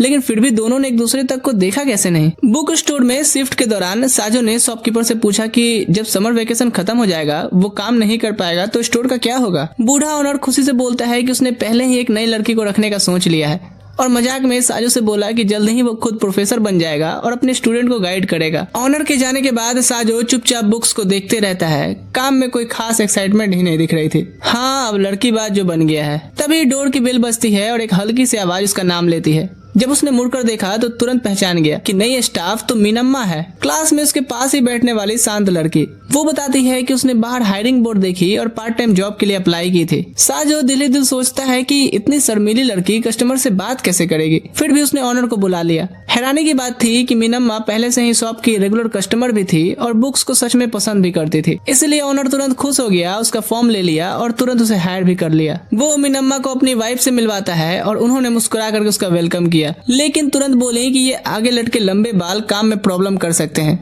जैसे ही वो सीजर उठाने लगती है, साजो तुरंत बीच में आ गया और बात को प्यार से घुमा दिया। उसने खुद को मिनम्मा का क्लासमेट और कोवर्कर बताया और सीधा मिनम्मा से पूछता है कि जब वो बुक्स पढ़ती है तो बाल प्रॉब्लम करते हैं या नहीं, और अगर करते हैं तो वो क्या करती है। हल्की आवाज में वो जवाब देती है कि वो क्लिप या पिन से बाल को बांध लेती है और वहीं दिखा भी दिया कि कैसे बांधती है। ऑनर की वाइफ को ये सिंपल सॉल्यूशन पसंद आया और उन्होंने सीजर रख दी। साजो मिनम्मा से कहता है कि वो उसके साथ काम करने के लिए एक्साइटेड है और इस तरह उसका पहला दिन जूनियर वर्कर के रूप में शुरू हुआ। अगले दिन साजो धीरे धीरे उसे काम सिखाने लगा, लेकिन उसकी ज्यादा शर्मीली नेचर एक बड़ी प्रॉब्लम थी। मिनम्मा अक्सर बहुत धीरे जवाब देती थी या सिर्फ सर हिला देती थी, जिससे सेल क्लोज ही नहीं हो पाती। साजो ने तो पहले उसे बाल ठीक से बांधने को बोला ताकि चेहरा क्लियरली दिखे, फिर उसे रैक्स पर बुक अरेंज करना सिखाया और समझाया कि कस्टमर को हाँ ना से नहीं, शब्दों में जवाब देना जरूरी होता है। थोड़ी देर बाद एक मुश्किल कस्टमर शॉप में आता है और काउंटर पर कड़क आवाज में मिनम्मा से झगड़ा करने लगा कि उसकी पसंद की बुक क्यों नहीं है यहाँ। उसका तेज टोन और लगातार सवाल मिनम्मा को और डरा रहे थे। साजो तुरंत आगे आता है और खुद उससे बात करता है, समझा बुझा के रिलेटेड बुक दे करके कस्टमर को बाहर भेज देता है। जब वो पलटा तो उसने देखा कि मिनम्मा की आंखों में आंसू थे जो उसे भी चिंता में डाल देते हैं। इसके बाद साजो ऑनर के पास गया और सीरियसली बात की। उसने कहा कि मिनम्मा को बुक्स बहुत पसंद है, लेकिन कस्टमर से सीधा बात करना शायद उसके लिए ज्यादा मुश्किल है और उसे डर है कि वो ऐसी सिचुएशन में बार बार टूट जाएगी। ऑनर को बुरा लगा, लेकिन साजो पर भरोसा करते हुए उसने कहा कि इस बारे में साजो को मिनम्मा से खुलकर बात करना ही बेहतर होगा। फिर साजो बैकरूम में गया जहाँ ऑनर की वाइफ के जाने के बाद मिनम्मा अकेली बैठी थी। प्यार से लेकिन ईमानदारी के साथ उसने बताया कि शॉप में काम करना आसान नहीं होता है। यहाँ अलग अलग तरह के लोग आते हैं और हर दिन नई प्रॉब्लम होती है। उसने पूछा कि क्या वो सच में इतनी स्ट्रांग महसूस करती है कि बिना डरे काम जारी रख सके। फिर उसने उसे सलाह दी कि अगर उसे लगता है कि वो अभी लोगों से बात करने में उतनी कॉन्फिडेंट नहीं है तो शायद ये जगह सिर्फ उसकी पसंदीदा शॉप ही रहने देना बेहतर होगा, जहाँ वो पहले की तरह शांति से कस्टमर बन के आए, पार्ट टाइम जॉब करने नहीं। साजो की कड़वी बातें सुन करके मिनम्मा की आंखों में आंसू आ गए। उसने सर झुका लिया और धीरे से बोली कि वो जॉब छोड़ना नहीं चाहती। वो उसके सामने झुक गई और एक मौका मांगी। साजो उसे इस तरह झुकते हुए देख करके घबरा गया और उसे अभी शॉप से जाने को कहा, लेकिन उसके एटीट्यूड में जो जिद और हिम्मत दिखी थी उसने साजो को हैरान कर दिया। तभी ऑनर अंदर आया, पूरी बात समझी और फैसला किया कि मिनम्मा को खुद को इम्प्रूव करने के लिए एक मौका और देना चाहिए। रात को जब साजो घर आता है तो उसने अपने फोन पर आइका और असीदा के साथ क्लास ग्रुप का वीडियो कॉल देखा तो वो भी ज्वाइन कर लेता है। आइका शर्मा गई और अपना कैमरा बंद कर ली, इसलिए ज्यादा बात असीदा से ही हुई। साजो ने बताया कि आज उसने काम पर एक लड़की से थोड़ी सख्त बात कर ली थी तो वो उसके सामने झुक गई माफी के लिए, जो उसे बहुत बुरा लगा। असीदा ने तुरंत अंदाजा लगा लिया कि शायद वो लड़की अगले दिन शॉप पर आएगी भी नहीं। थोड़ी देर की खामोशी के बाद आइका ने प्यार से कहा कि साजो ने जो किया वो गलत नहीं था, क्योंकि सीनियर होने के नाते उसे उसकी परफॉर्मेंस के बारे में सच बोलना जरूरी था, तभी वो बेहतर बन सकती है। उसकी बात सुन करके साजो को सच में हिम्मत और सुकून मिला कि उसने गलत नहीं किया। उनकी बातचीत में थोड़ी नजदीकियां आ गई। फिर असीदा हंसती है और बहाना बना करके अपनी तरफ से कॉल काट देती है। कुछ पलों के लिए साजो और आइका अकेले रह जाते हैं। माहौल थोड़ा शांत और अजीब हो गया था और साजो को समझ नहीं आ रहा था कि बात क्या करे अब, इसलिए उसने खुद ही जल्दी से कॉल कट कर दिया। इससे आइका को अंदर ही अंदर थोड़ा दुख और बुरा लगा। अगले दिन काम पर साजो मिनम्मा में इतना बड़ा बदलाव देख करके हैरान रह जाता है। वो प्रोएक्टिव हो गई है, अच्छे से बात करती है और हर काम बिल्कुल सही तरह से करने की पूरी कोशिश करती है। उसका पॉजिटिव चेंज इतना ज्यादा होता है कि साजो लगभग उसके सर पर पैट करने ही वाला था। ब्रेक के दौरान वो आखिरकार उस सवाल को पूछ ही लेता है जो उसके दिमाग में चल रहा था कि वो इतनी डेस्परेट क्यों है इस पार्ट टाइम जॉब के लिए। मिनम्मा थोड़ी देर के लिए नीचे देखती है, फिर बोलना शुरू करती है। वो बताती है कि वो इंडिपेंडेंट बनना चाहती है, खास करके अपने बड़े भाई से, जो मोरल कमेटी में भी है। मिनम्मा बताती है कि पहले वो और उसका भाई कितने करीब थे, उसे उसके साथ पढ़ना बहुत पसंद था, अक्सर उसकी गोद में बैठ करके। लेकिन एक दिन सब बदल गया जब वो अपने कमरे में यूरी नाम की लड़की को ले आया। साजो तुरंत समझ गया कि ये कन्वर्सेशन किस तरफ जाने वाला है। जब मिनम्मा अपनी कहानी आगे बताती रहती है, वो बताती है कि एक दिन वो भाग करके अपने भाई के कमरे में गई देखने के लिए कि वो क्या कर रहे हैं। जैसे उसने दरवाजा खोला, उसने देखा कि वो लड़की उसके भाई के ऊपर थी और दोनों किचुकू कर रहे हैं, और वो याद उसके दिमाग से निकल ही नहीं पाई। साजो उसकी कहानी सुन करके पूरी तरह से ट्रॉमेटाइज हो जाता है और बस जोर से चिल्लाता है कि चुप करो बे, समझ गया तेरा दुख। मिनम्मा के दिल से निकली हुई कहानी सुनने के बाद साजो आखिरकार उसकी शर्मीली सूरत के पीछे छुपी हुई उसकी जबरदस्त हिम्मत को भी समझ जाता है। उसे एहसास होता है कि उसकी पार्ट टाइम जॉब सिर्फ पैसे कमाने के लिए नहीं है, बल्कि ये उसकी इंडिपेंडेंस का ऐलान भी है, अपनी कॉम्प्लिकेटेड फैमिली सिचुएशन से दूर अपनी खुद की एक स्पेस बनाने का तरीका है। अब वो उसे काम करते हुए नए रिस्पेक्ट के साथ देखता है। वो सिर्फ उसकी क्लास की शर्मीली लड़की नहीं, बल्कि अपनी चुपचाप लड़ाई लड़ रही एक नारी है। उसकी मेहनत लाजवाब होती है। वो ज्यादा प्रोडक्टिव और ऑर्गेनाइज हो गई थी और साजो को उसकी प्रोग्रेस पर सच में गर्व महसूस होता है। वो सोचता है कि शायद उसके पास बात करने के लिए कोई और नहीं है, इसलिए उसने सब बताया, और एक सेनपाई होने के नाते वो उसे सपोर्ट करने की जिम्मेदारी महसूस करता है। कुछ दिन बाद फूका अपने फुलौने उठा के फिर से स्टोर आ जाती है। साजो दोनों का इंट्रोडक्शन कराता है और दोनों एक दूसरे को ग्रीट करती हैं। मिनम्मा को किसी और लड़की से अच्छी तरह बात करते देख वो पीछे हट जाता है और उन्हें च्यू च्यू करने देता है। साजो उन्हें अच्छी तरह से घुलते मिलते देखकर खुश होता है। उसे लगता है कि चेयरफुल फूका के साथ दोस्ती मिनम्मा के लिए बिल्कुल सही है। दोनों तुरंत बुक्स पर गहरी बात करने लगती हैं। फूका मिनम्मा से पूछती है कि उसकी फेवरेट बुक कौन सी है। वो बताती है कि वो अक्सर थंबनेल और टाइटल देख के वीडियो पर क्लिक करती है। ये जवाब फूका को बहुत पसंद आता है क्योंकि उसकी भी सेम सोच है। दोनों जल्दी ही बॉन्ड बना लेती हैं और मिनम्मा एक फेवरेट बुक रिकमेंड करती है जिसे फूका पढ़ने का वादा करती है। बाद में जब स्टोर में कोई कस्टमर नहीं होता, साजो सोचता है कि ये मिनम्मा की कस्टमर सर्विस स्किल प्रैक्टिस कराने का परफेक्ट टाइम है। वो रोल प्लेइंग सिमुलेशन का आइडिया देता है। वो एक मुश्किल कस्टमर का रोल करता है और उससे टफ सवाल पूछता है। जब मिनम्मा इस अजीब सिनेरियो में इधर उधर अटकती है, फूका दूर से देखती रहती है। थोड़ी देर बाद वो भी इसमें शामिल हो जाती है और एक झगड़ेलू आंटी बन के आती है। शुरू में नर्वस होने के बावजूद मिनम्मा काफी अच्छे से हैंडल कर लेती है अपने धीरे धीरे बढ़ती कॉन्फिडेंस का यूज करके। ये एक्सरसाइज सक्सेसफुल होता है और साजो खुश होता है कि वो उसे फ्यूचर के लिए तैयार कर रहा है। जब उसे पता चलता है कि साजो जॉब छोड़ने वाला है तो मिनम्मा को दुख होता है और वो चुपचाप वहाँ से चली जाती है। साजो हैरान खड़ा रहता है जबकि मिनम्मा अकेली सेल्फ पर काम करने लग जाती है। घर जाते वक्त साजो सोचता है कि जब वो जॉब छोड़ देगा तो क्या मिनम्मा सब कुछ अकेले संभाल पाएगी। शाम को वो 29 रुपए का लाया शक्ति दूध पीता है, तभी उसकी बहन काइदे किचन में आती है और सोफा पर लेट जाती है। फिर वो उससे गर्मा गर्म कॉफी बनाने का ऑर्डर देती है। बनाते हुए साजो का दिमाग बुक स्टोर वाली मिनम्मा पर अटका रहता है। उसे लगता है कि उसके पास बात करने के लिए कोई और नहीं है और वो उसकी जिम्मेदारी महसूस करता है। जब साजो कॉफी काइदे को देता है वो उसे सेक करती है और एक बड़ा घूंट लेती है। इस बार वो उसकी इंसल्ट नहीं करती, वो बस कप वापस दे देती है और चली जाती है। साजो कंफ्यूज हो जाता है और खुद टेस्ट करता है। तुरंत उसे कड़वा लगता है और उसे पता चलता है कि उसने गलती से चीनी की जगह नमक डाल दिया था। बुक स्टोर में वापस मिनम्मा मेहनत से काम कर रही होती है। जब साजो टेबल पर रखी एक कुकबुक नोटिस करता है तो वो थोड़ी शर्मा जाती है। पता चलता है कि वो अंडे बनाना सीख रही थी ताकि अपने भाई को सरप्राइज दे सके। लेकिन जब वो मिलने गई तो उसे उसकी गर्लफ्रेंड यूरी भी मिली। उसने दोनों के लिए खाना बनाया लेकिन उन्हें पसंद नहीं आया, जिससे मिनम्मा को बहुत हर्ट हुआ। इसी बीच बुक स्टोर का शांत माहौल टूट जाता है जब एक ढोल जैसा लड़का आता है जो मिनम्मा का बड़ा भाई होता है। वो आखिरकार उसे ढूंढ लेता है बात करने की उम्मीद में। जैसे ही वो अपनी बहन के पास जाने की कोशिश करता है मिनम्मा डर जाती है और तुरंत साजो के पीछे छुप जाती है और उससे बात तक करने को मना कर देती है। उसका शील्ड बनकर साजो शांत तरीके से उन्हें पास के एक कैफे में ले आता है ताकि अच्छे से बात हो सके। अंदर जाते ही आमने सामने होने पर ढोल मिनम्मा से माफी मांगता है कि यूरी के साथ डेटिंग शुरू करने के बाद उसने उसे इग्नोर ही कर दिया था और उससे गुजारिश करता है कि वो उसे अपनी जिम्मेदारी निभाने दे। तभी ढोल की गर्लफ्रेंड यूरी भी आ जाती है। दोनों को लगता है कि मिनम्मा कस्टमर सर्विस जॉब के लिए भी बहुत छोटी है। यूरी जिद करती है कि उसे जॉब छोड़ देनी चाहिए, अभी उनका फर्ज है उसकी जिम्मेदारी उठाने का। अपनी पूरी लेक्चर के दौरान ढोल और उसकी गर्लफ्रेंड मिनम्मा को एक छोटे बच्चे की तरह ट्रीट करते हैं जो अपने फैसले खुद नहीं ले सकती। मिनम्मा को चुप और परेशान देख करके साजो आखिरकार उनकी फैमिली डिस्कशन में कूदता है। वो जज्बात से भरा हुआ मिनम्मा का सपोर्ट करता है। उन्हें बताता है कि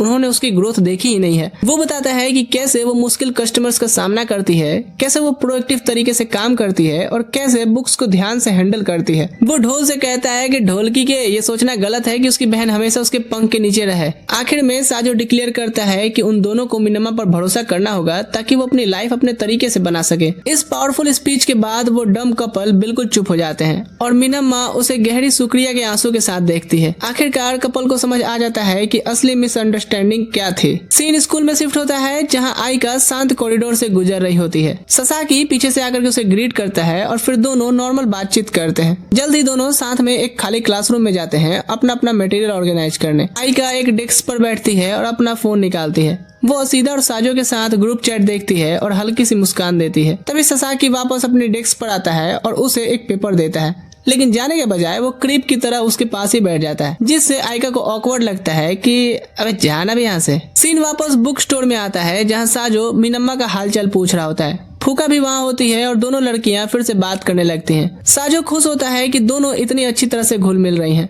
वो धीरे से मिनम्मा के पास जाता है, उसका ट्रेनिंग नेम टैग उतार के हटा देता है। अब उसकी ट्रेनिंग कंप्लीट हो चुकी होती है। छोटी सी लड़की के पास अपनी खुशी बताने के लिए शब्द नहीं होते हैं जब साजो और फूका दोनों से प्राउडली देखते हैं। एक और गर्म समर डे, साजो बुक स्टोर के बाहर हल्का पानी का छिड़काव कर रहा था ताकि हवा ठंडी हो। वो अपने ही ख्यालों में खोया होता है जब एक चीयरफुल आवाज उसका नाम लेती है। वो ऊपर देखता है तो फूका खिलखिलाती हुई उसे मिलने आई थी। वो मजाक में गर्मी पर कमेंट करती है, अपने आप को हुस्न की मलिका बताती है और बालों से खेलने लगती है। जब वो बात कर रहे होते हैं छोटी सी मिनम्मा दरवाजे पर आकर कहती है, हाँ ये कर लो पहले। ठंडे बुक स्टोर के अंदर दोनों लड़कियां तुरंत से एक नॉस्टैल्जिक फैंटेसी बुक सीरीज पर एनिमेटेड कन्वर्सेशन शुरू कर देती हैं। फूका बताती है कि सीरीज की ये बुक आउट ऑफ स्टॉक हो चुकी है, लेकिन मिनम्मा की खुशी का ठिकाना नहीं रहता जब उसे बताती है कि उसके पास एक कॉपी है और वो उसे दे सकती है। साजो दूर से उन्हें देखता है और उसे सेटिस्फेक्शन महसूस होता है। वो खुश होता है कि पहले जो टिंगू मिनम्मा थी वो अब खुल रही है और एक सच्ची दोस्त बना रही है। जब वो कुछ बुक्स रख रहा होता है उसका फोन वाइब्रेट करता है।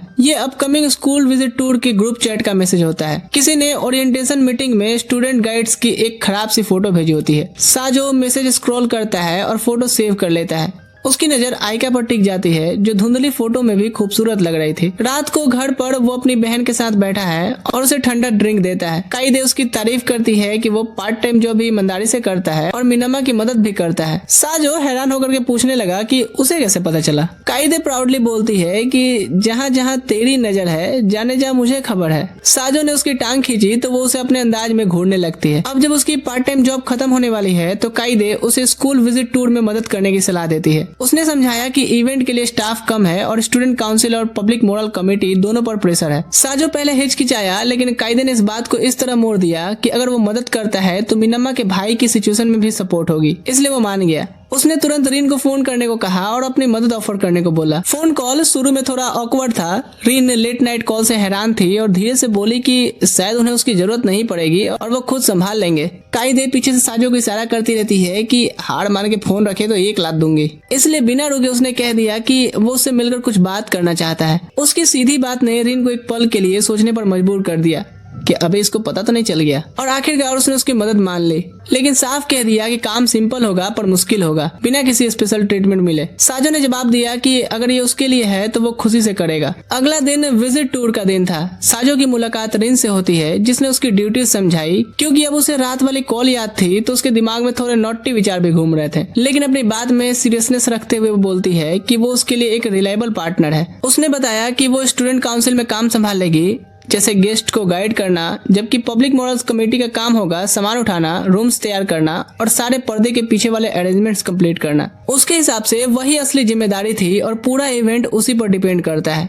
उसने ये भी माना कि कमेटी में ज्यादातर लड़कियां थीं, इसलिए साजो की मदद उनके लिए बहुत इंपॉर्टेंट होगी। साजो ने हल्का मजाक किया कि शायद ये उसका मौका है मेहनत से खुद को प्रूफ करके एक गर्लफ्रेंड बनाने का, और रिन मुस्कुरा करके अपनी दावेदारी पेश करती है। दूसरी तरफ आयका बिल्कुल अलग माहौल में थी। वो ससाकी के साथ गाइड्स के बीच थी और स्कूल टूर के लिए रेडी थी, लेकिन उसका दिल कहीं और था। जब ससाकी ने उसे फुटबॉल टूर्नामेंट में ज्वाइन करने को कहा तो उसने प्यार से मना कर दिया। वो अपने पास्ट के बारे में सोचने लगी और कैसे उसके घर की पैसों की प्रॉब्लम ने उस पर बोझ डाला था। उसके पास फन के लिए टाइम नहीं था, दोस्तों के लिए जगह नहीं थी और वो अक्सर अकेली महसूस करती थी। एक दिन जब वो अकेली लंच खा रही थी, साजो उसकी जिंदगी में एक रोमांच लेके आया, थोड़ा भोला भाला और अनाड़ी बनकर। आयका ने उसमें अपना थोड़ा सा रिफ्लेक्शन देखा, इसलिए उसकी मदद की।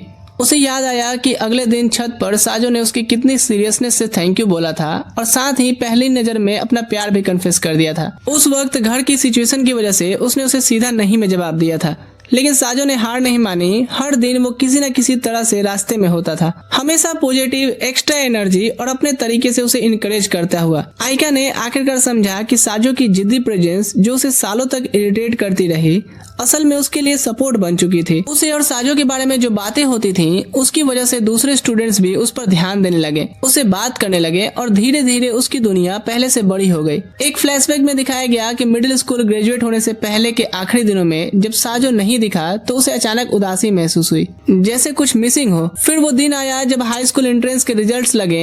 आयका ने बोर्ड पर अपना नाम देखा, खुशी से अपनी माँ को फोन करके बताया और उसी वक्त साजो भी वहाँ आ गया। पता चला कि वो भी कोतोहाई में सिलेक्ट हो गया है, क्योंकि उसका सिर्फ एक ही गोल था, आयका के पास रहना। दोनों कॉरिडोर में साथ चलते हैं। साजो हमेशा उसकी तारीफ करता, कहता कि वो क्यूट लगती है, जबकि आयका शर्म से डांट करके उसे चुप करा देती है। अब प्रेजेंट में जब साजो पीछे हट गया है तो आयका को अंदर से खालीपन महसूस हुआ। उसने अपने दिलों के गहराइयों से महसूस किया कि वो उसकी प्रेजेंस को कितना मिस करती है। अचानक से उसके दिल में बस उसे देखने और उससे बात करने की बेचैनी होने लगी। वो खाली स्कूल कॉरिडोर्स में दौड़ करके उसे ढूंढने लगती है। साजो की आवाज, उसकी छोटी छोटी बातें और उसका रिसेंट प्रॉमिस कि अब वो उसे परेशान नहीं करेगा, ये सब यादें उसके दिमाग में घूम रही थी। तभी उसने दूर साजो को देखा जो एक कुर्सी उठा करके किसी रूम की तरफ जा रहा था और वो उसके पीछे भागी, लेकिन वो नजरों से उछल हो गया। आयका ने हार नहीं मानी और लगभग पूरा स्कूल छान मारा। आखिर एक मोड़ पर हॉलवे में दौड़ते हुए वो सीधा साजो से टकरा गई। दोनों गिर पड़े और कुछ पल के लिए वक्त जैसे रुक सा गया हो। साजो ने सीधा आयका की आंखों में देखा और वो भी उससे बिना कुछ बोले उसे देखती रहती है, जैसे दोनों पहली बार एक दूसरे के जज्बात साफ महसूस कर रहे हो। जब दोनों जमीन से उठ खड़े होते हैं, साजो ने थोड़ा सा अपना बॉडी स्ट्रेच किया। ये देख करके बिना सोचे आयका के चेहरे पर एक हल्की सी मुस्कुराहट आ जाती है। शर्मिंदा टोन में साजो बोलता है कि वो पूरा दिन स्कूल टूर के अरेंजमेंट्स के लिए इधर उधर भाग रहा था। आयका धीरे से बोलती है कि वो काफी देर से उसे काम करते हुए देख रही थी। फिर वो अचानक उसके और पास आ गई जितना पहले वो कभी नहीं आई। थोड़ा झुककर उसने बस इतना बोला कि उससे हल्की सी पसीने की स्मेल आ रही है, जैसे कोई नॉर्मल फैक्ट बता रही हो। ये अचानक वाली क्लोजनेस ने साजो को अंदर से हिला दिया, क्योंकि वो जानता था कि आइका ने पहले कभी उनके बीच इतनी कम डिस्टेंस नहीं होने दी थी। खुद को शांत करने के लिए उसने मूड हल्का करने की कोशिश की और सोचा कि शायद इसका दिमाग खराब हो गया है, क्योंकि वो लोग काफी टाइम बाद जो मिल रहे हैं। जब आइका अपना हाथ हिला उसे होश में लाती है, साजो से पूछता है कि वो हॉलवे में इतनी तेज क्यों भाग रही थी। आइका थोड़ी देर रुकी, फिर चुपचाप मान लिया कि वो उसे देखना चाहती थी, इसलिए उसे ढूंढ रही थी। उसने ये भी बोला कि उसने हॉलीडेज में उसे बहुत मिस किया। ये साजो के लिए बिल्कुल अनएक्सपेक्टेड था, इसीलिए उसने तुरंत टॉपिक बदल दिया और अपनी पार्ट टाइम जॉब की बात करने लगा, बोलते हुए कि अब उसकी मिनम्मा के साथ अच्छी बॉन्डिंग हो गई है। आइका के चेहरे पर एक पल के लिए थोड़ा सा चेंज आया, जैसे दिल में हल्का सा चुभन हुई हो। साजो, जो उसे उदास नहीं देखना चाहता था, तुरंत बोला कि हॉलीडेज के बाद धूप की वजह से उसकी स्किन थोड़ी बदल गई है। ये बात उसे बीच वाले दिन की याद दिला गई और साथ ही साजो का ग्रुप में वो असीदा की भेजी फोटो भी। इस डायरेक्शन में बात जाते ही दोनों को याद आ गया कि आइका के चेहरे पर गुस्सा और शर्म का मिक्सचर आ गया है। आइका गुस्से में बोली कि अपना फोन दो ताकि मैं वो फोटो तुरंत डिलीट कर सकूं, लेकिन साजो ने रिफ्लेक्स में उसका हाथ पकड़ लिया और दोनों कुछ पल तक वैसे ही रुके रहे। उसी वक्त असीदा काम खराब कर गई। मोमेंट हल्का करने के लिए साजो वेंडिंग मशीन से जूस ले आया और तीनों बेंच पर बैठ गए। असीदा अपने वॉलीबॉल क्लब की बात करने लगी और बोली कि शायद नेक्स्ट ईयर से वो मेन टीम में आ जाएगी। फिर बात वापस साजो के सनबर्न पर आ गई। एक पल के लिए वो बोलने ही वाला था कि वो भी उसी बीच पर था, लेकिन तुरंत टॉपिक बदल लिया, क्योंकि वो फूका के साथ जाने की एक्सप्लेनेशन नहीं देना चाहता था। असीदा उसकी नर्वसनेस तुरंत नोटिस कर लेती है और उसे सस्पिशियस नजरों से देखने लगी कि कुछ तो ये हलकट छुपा रहा है। हवा में थोड़ी ऑकवर्डनेस महसूस होते देख आइका ने बेंच पर अपने और असीदा के बीच वाली जगह पर उसे बैठने को कहा। फिर तीनों पास पास बैठकर बात करने लगे। वो स्कूल टूर की प्रिपरेशन पर बात करते रहे और साजो ने मजाक में खुद को एक बेकार लड़का बोला जो कभी गाइड नहीं बनेगा। असीदा हंसकर बोली कि शायद वो असल में ससाकी की जगह आइका के साथ रहना चाहता है। साजो ने तुरंत मना कर दिया। फिर आइका बोली कि अगर वो गाइड बनता तो सबके लिए बहुत हेल्पफुल होता, जैसे उसने बुक स्टोर में मिनामी की प्रॉब्लम सॉल्व की थी। काइदे हंसते हुए बोलती है कि हाँ, लोगों के मामले में तो घुसना साजो की तो आदत है। और आइका मुस्कुराते हुए बोलती है कि उसे बस ध्यान रखना चाहिए कि वो मिनम्मा को ज्यादा परेशान ना करे। ये बात हल्की सी लग रही थी, लेकिन साजो के दिल को लग गई। उसका एक्सप्रेशन बदल गया और वो धीरे से बोला कि अब वो किसी को परेशान नहीं करता। आइका को तुरंत समझ आ गया कि उसकी नॉर्मल सी कही बात साजो के दिल पर जाके लग गई है। वो थोड़ा पास आने की कोशिश करने लगी। उसका हाथ धीरे धीरे साजो के हाथ के पास जाने लगा, पर तभी अचानक खड़ी हो गई और पूछा कि वो कल स्कूल टूर में आएगा क्या। साजो बोला कि उसका थोड़ा काम बाकी है, लेकिन वो जरूर आएगा और उसे देखने की कोशिश करेगा। अगले दिन स्कूल काफी नॉइजी और बिजी था, क्योंकि मिडिल स्कूल के स्टूडेंट्स विजिट पर आए हुए थे। स्टूडेंट काउंसिल प्रेसिडेंट यूगो स्टेज पर खड़ा होकर के न्यू कमर से बात कर रहा था और सबका ध्यान खींच रहा था। साजो, जो मैनेजमेंट वर्क में बिजी था, दूर से ये सीन देख रहा था और आइका को गाइड बन करके मुस्कुराते हुए देखकर उसे ऐसा लगा जैसे वो खुद बस बैकग्राउंड में एक नॉर्मल हेल्पर है। बाहर ग्राउंड में ससाकी अपने मिडिल स्कूल के ग्रुप को मुस्कुराते हुए वेलकम कर रहा था। उस ग्रुप में फूका और उसकी फ्रेंड्स भी थे।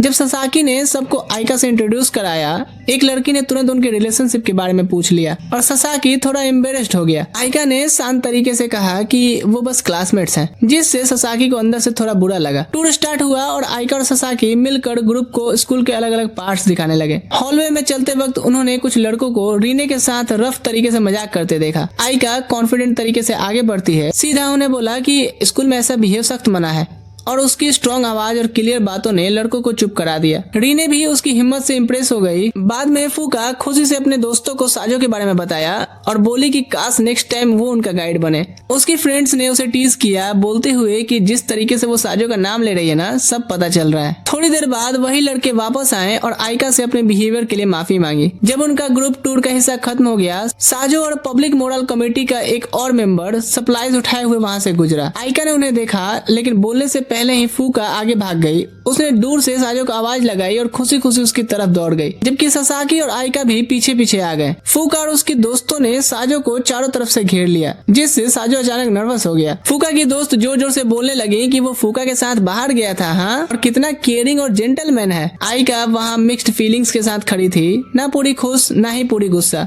फूका खुद भी शर्मा गई और आखिर में अपने फ्रेंड्स के साथ चली गई। बाद में असीदा ने मजाक में साजो को कहा, जेंटलमैन, हाँ। आइका के दिल में अभी भी काफी सवाल थे, थोड़ी कंफ्यूजन और जेलिसी भी थी। इसलिए उसने सीधा साजो से पूछ लिया कि असल में क्या हुआ था। साजो के पास छुपाने की कोई वजह ही नहीं थी, तो उसने धीरे धीरे शुरू से एंड तक सब बता दिया। थोड़ी देर बाद दोनों लड़कियां उसके जवाब से सेटिस्फाइड हो गईं, लेकिन आइका की नजर अभी भी उसके फोन में सेव्ड उसकी स्विम सूट वाली फोटोज पर अटकी हुई थी। वो चाहती थी कि साजो उसे डिलीट कर दे ताकि वो बिना मतलब का उसे ना देखे। साजो ने प्रॉमिस किया कि वो उस फोटो का गलत यूज नहीं करेगा और बस एक सिंपल मेमोरी की तरह रखेगा। आइका, जिसके दिल में अब उसके लिए थोड़ी सॉफ्टनेस आ चुकी थी, कंडीशन रखी। उसकी आंखों में देखकर बोलती है कि फोटो तभी रहेगी जब साजो उसके और असीदा के साथ हमेशा टाइम स्पेंड किया करेगा, मतलब वो उनके छोटे से सर्कल का हिस्सा बने। साजो ने तुरंत खुशी से हाँ कर दी और असीदा के दिल में भी तसल्ली हो गई कि उसके दो दोस्तों में दूरियां कम हो रही हैं। समर वेकेशन के एंड पर एक रेनी आफ्टरनून में साजो बुक स्टोर में शिफ्ट कर रहा था। वो और मिनम्मा बुक्स को मॉइस्चर से बचाने के लिए अरेंज कर रहे थे।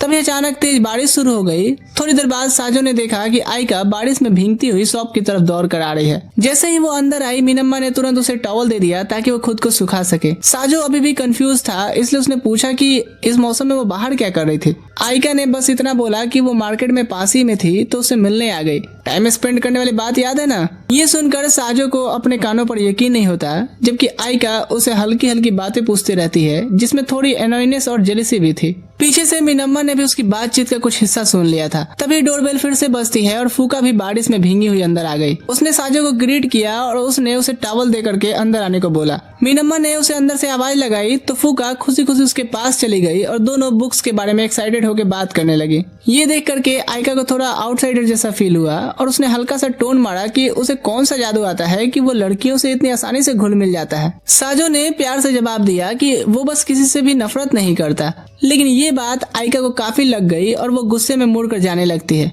फ्लोर गीला होने की वजह से वो फिसली, लेकिन गिरने से पहले ही साजो ने उसे तुरंत अपनी बाहों में पकड़ लिया और कहा कि पर मैं प्यार सिर्फ तुमसे करता हूँ। कुछ पलों के लिए दोनों बिल्कुल पास आ गए और चुपचाप एक दूसरे की आंखों में देखते रहे। डोर से मिनम्मा और फूका ने ये सीन देख लिया। मुस्कुराते हुए धीरे से डोर बंद कर दिया ताकि दोनों को थोड़ा टाइम मिल सके। अब रूम शांत हो चुका था। हवाओं में थोड़ी ठंडापन और शर्मीली सी फीलिंग्स भराई थी। आइका ने खुद को संभाला, फिर बात को वापस पास्ट पर ले गई और उसे याद दिलाया कि वो सच में उसके साथ टाइम स्पेंड करने आई थी। आइका ने साजो को यहाँ पर अपने घर आने का ऑफिशियल इन्विटेशन भी दिया और इस बार उसने क्लियरली बोला कि वो चाहती है कि साजो उसकी छोटी बहन आयरी के लिए एक काइंड बड़ा भाई जैसा बने। ये सीधी और थोड़ी सी अजीब रिक्वेस्ट सुन करके साजो थोड़ा नर्वस भी हुआ और खुश भी, और आखिर में उसने हाँ कह दिया। ये मोमेंट उनके रिलेशनशिप में एक नई शुरुआत का साइन बन गया। कुछ दिन बाद थोड़ा नर्वस साजो असीदा के साथ आइका के घर पहुंचता है। उसमें इतनी हिम्मत नहीं थी, इसलिए असीदा ने आगे बढ़ करके बेल बजा दी। डोर खुलते ही आइका और उसकी क्यूट छोटी बहन आयरी दोनों को खुशी से ग्रीट करती है। सब लोग तब सरप्राइज हो गए जब आयरी भी तुरंत से साजो से फ्रेंडली हो गई। उसके पीठ पर चढ़ गई और जिद करने लगी कि वो उसे पूरे रूम में घोड़ा घोड़ा बन के घुमाए। साजो मना नहीं कर पाया और थोड़ी देर तक लॉन्ज में उसके साथ खेलता रहा। जब आइका ने देखा कि घोड़े के लोड़े लग गए हैं तो उसने आयरी को अपने गोद में उठा लिया ताकि उसे थोड़ा आराम मिल सके। लेकिन कुछ ही पल बाद आयरी हंसती हुई फिर से साजो के पास भाग गई कि अब हाथी बनो, जिससे आइका और असीदा दोनों हंसने लगते हैं। बाद में सब साथ बैठ करके कोल्ड ड्रिंक्स पीने लगे। मूड हल्का और रिलैक्स्ड था। कभी असीदा मजाक करती तो कभी आइका गुस्सा होने का नाटक करती, फिर दोनों हंसकर एक दूसरे को टीज करती। काफी देर आयरी के साथ खेलने के बाद साजो थोड़ी देर चुपचाप बैठ गया। तभी रूम का डोर खुला और आइका की माँ अंदर आई। जैसे ही उन्होंने साजो को देखा तुरंत पहचान लिया। इंट्रोडक्शन के बाद वो मुस्कुराई और बोली कि उन्होंने आइका से उसके बारे में काफी तारीफ सुनी है। ये सुन करके रूम में सब लोग सरप्राइज हो गए और साजो ये जान करके शॉक्ड था कि आइका घर पर भी उसके बारे में बात करते थे। जब सब वापस जाने लगे, आयरी और उनकी माँ डोर तक छोड़ने आई और खुशी से साजो को गुड बाय बोला। रास्ते में तीनों फ्रेंड्स ने डिसाइड किया कि अगले हफ्ते फिर मिलेंगे। थोड़ा आगे जाकर के असीदा बहाना बनाकर अलग हो गई ताकि साजो और आइका थोड़ी देर अकेले वॉक कर सके। अब दोनों घर के सामने वाली रोड पर साइड बाय साइड चल रहे थे। हल्की शाम की हवा चल रही थी और बीच में एक मीठी सी शांति थी। इस मोड़ में आइका धीरे धीरे अपना दिल खोलने लगी। उसने साजो को बताया कि हाल ही में स्कूल उसके लिए काफी प्लेजेंट बन गया है, खास करके उस दिन से जब वो उससे पहली बार कैंटीन में मिली थी। उसने माना कि उस मोमेंट के बाद उसके हर दिन का लाइफ ही बदल गया और साजो ने उसमें एक बड़ा रोल प्ले किया है। साजो का एटीट्यूड और उसका कांस्टेंट अटेंशन उसे अकेलापन से बाहर निकालने में मदद करता रहा। साजो अभी भी गिल्टी फील कर रहा था कि शायद वो उसे सालों तक डिस्टर्ब करता आया है, लेकिन आइका ने तुरंत उसे रोक दिया। उसने कहा कि असली प्रॉब्लम उसका खुद का क्लोज्ड हार्ट था और साजो ही था जिसने उस रूल को तोड़ा। उसने आगे बोला कि नए फ्रेंड्स बनाने के बाद भी उसे हमेशा से लगता था कि अंदर कुछ तो मिसिंग है।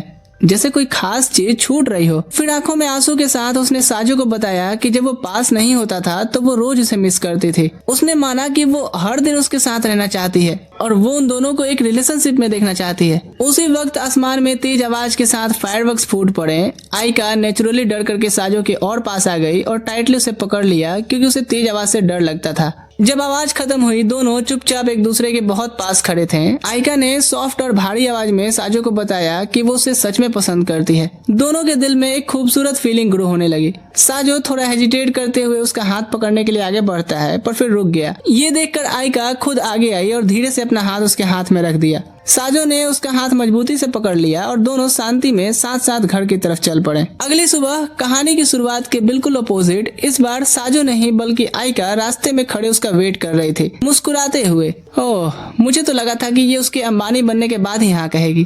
खैर, उसने उसकी टाई ठीक की और फिर दोनों साथ में स्कूल की तरफ चल दिए। मेरी नानी कहा करती थी, खिसा गया बन में, सोचा अपना मन में। It means story lost in forest, now you think in your mind. Video पसंद आया लाइक शेयर करना, बाकी मैं मिलूंगा आपसे किसी और कहानी के साथ। ठीक है दोस्तों, अभी के लिए मैं चलता हूँ। Thanks for watching.